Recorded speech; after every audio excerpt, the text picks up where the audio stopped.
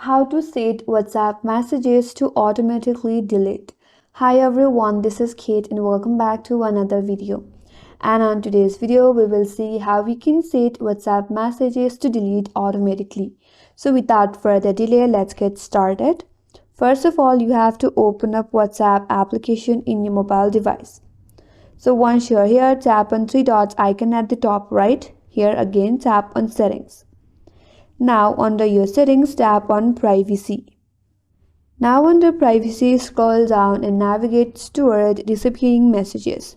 There you will find an option as default message timer. Tap on it. After that, you have to choose the desired time frame for messages to be deleted. So you can choose as 24 hours, 7 days, 90 days or off. So according to your preferences, you can choose one. If you have chosen the 7, and after the 7 days, the messages will get deleted automatically. You can go for 24 hours too. And once you have done that, you can go back and your settings will be saved.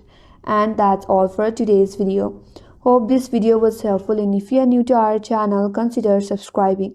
Thanks for watching and stay tuned for more videos.